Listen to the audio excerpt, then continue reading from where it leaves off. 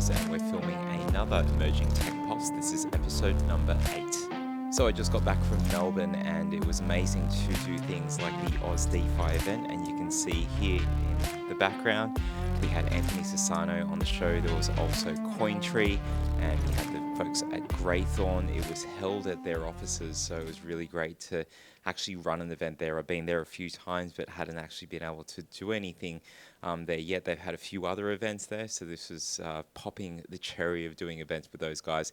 It went spectacularly well. We stayed there, I think, until 10:30 or 11 o'clock before we had to get kicked out. We did help clean up and everything, but there was an amazing number of people there. I think about 70 to 80 people.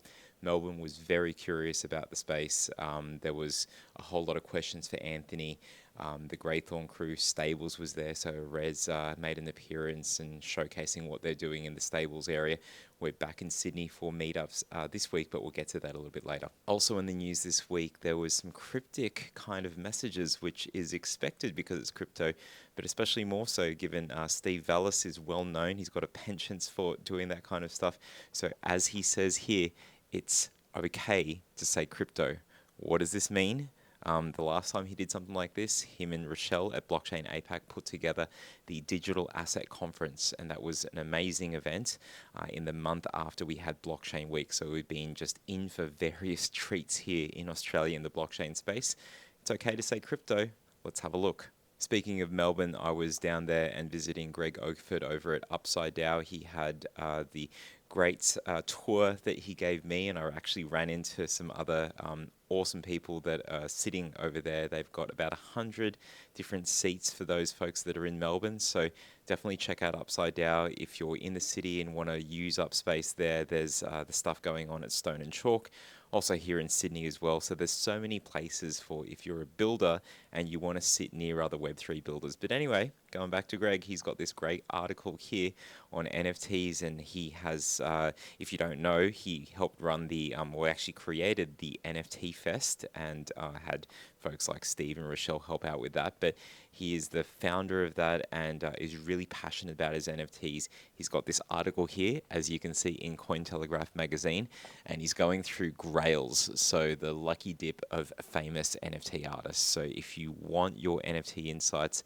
then worth checking out the work from Greg Oakford. Also last week, it was great to see that there was the announcement of the Blue Bottle Digital Infrastructure Fund from our friends at JellyC.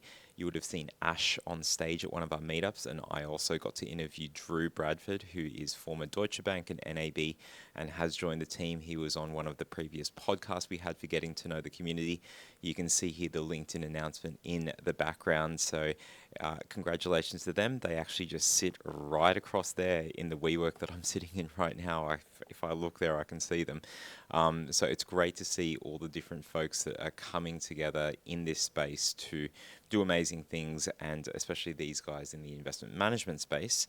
So if you want to get in touch, definitely hit these guys up. Cheers. Another thing that I wanted to highlight was a couple of posts. So one was from Chris Adamek, who is over at Treasury. He put out this post talking about New Zealand's inquiry into crypto that was done by a few different folks, Minter Ellison being one of them. And there's some really great insights there. They actually refer to the token mapping paper, which, if you didn't know, came out earlier this year. They're looking now at crypto custody, so that's the next bit of legislation. But before getting into anything in terms of what legislation would be, it was all about how do we actually get the definitions right. And I thought that that was a great paper, especially from someone who knows so much about crypto.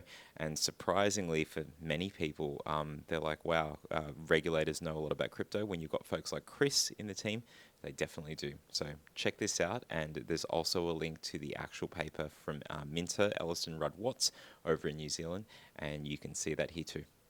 And now it's time for AI News with AI Chronicles.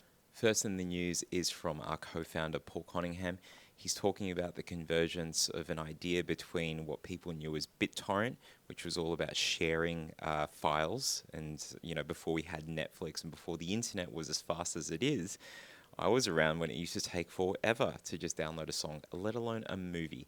So in this one, he's comparing BitTorrent and what happened there to what we're seeing in a new project called Pedals, which is a large language model, but it's distributed.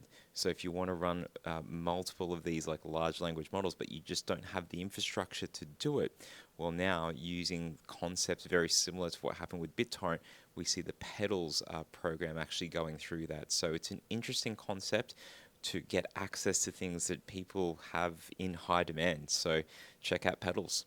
Speaking of nostalgia, there's a movie which was a cult classic called Wargames. It was set in the 1980s, and I know the computers look funny from that, but I was inspired to write this LinkedIn post because of the comparison between what they had as AI back then, this mainframe that was potentially going to set the world at war, World War III, which is a big worry during the Cold War in the 1980s when this movie took place. And they had a behind the scenes look into the movie. And just from watching that and the stories of the cast, the crew, the premise of the actual, the plot of the movie itself, made me think about the comparisons between what we're seeing with AI right now.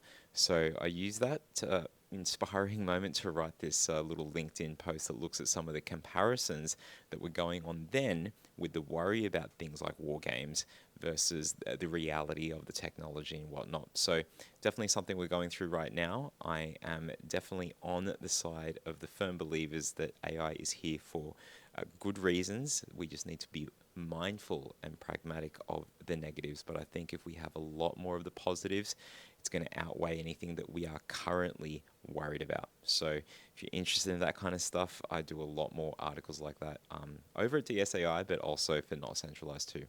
Another thing to highlight was the Web3 and AI hackathon that was held in conjunction with groups like JRE Academy. CloudTech was a big supporter of that, and many other sponsors. And what you could see here, this was a video from the event that I took on my phone.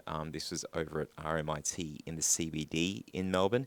It's a green slime, or some people say snot looking building.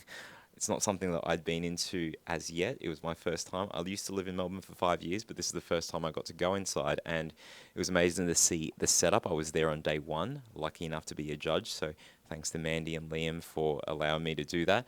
And you can see here just some of the different parts of the venue as it was getting set up. And there's different photos here, so there were different speakers right before the folks actually got into the pitches that were there. So they've been running since May.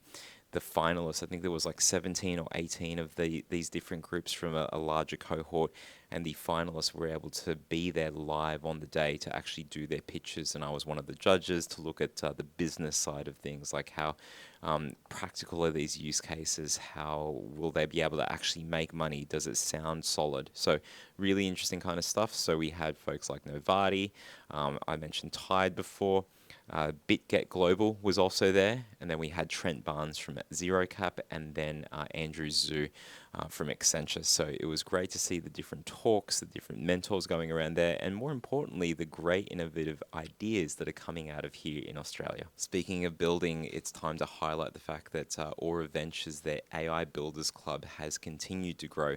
So there was a post out from Annie Liao over at Aura Ventures last week showcasing the different mentors that have joined the cohort. I put my hand up to be a mentor. You'll find me in the Slack group that's there, but it's amazing to see all the different groups that are not only just helping these amazing builders and the talented folk that are there, but the builders themselves, and seeing what it is that they're basically going to be able to do. It's going to be a whole lot of nuance and interesting and great ideas, and I love the fact that the community is coming together to help these guys out. So well done, Aura Ventures, and yeah, definitely check out the AI Builders Club. Finally, it was interesting to highlight that there was this article showcasing the spend of OpenAI. It was $700,000 a day, which is no chump change, even when you do have $10 billion in your corner, as per the Microsoft investment. Now, if only they were spending $700,000 per day just on their own, if they were just doing that and had no other costs, then they could last a number of years. However, there's other things involved there. So per the article, potentially might only last till 2024, but I guess that's why they've got the premium model, even though, you know, that is only 20 USD a month. And at the moment, numbers have dipped because per other articles, they were having a lot of users, and given that it's spring break and school's been out, not just for college, but for high school and stuff as well, they reckon that those numbers have been down mainly because of that. So it tells you a lot. A lot of students have been using this, whether they're allowed to or not. But interestingly enough, that should start to come back up. But in terms of the cost of these models, it really paints a picture for just how expensive these things are. Although, 700,000 goes into 10 billion quite a number of times. So in any case, it's going to be interesting to see what develops further from there. Anyway, folks, that's it for another week in the Emerging Tech Pulse. My name is Mark from Not Centralized. I will see you next week.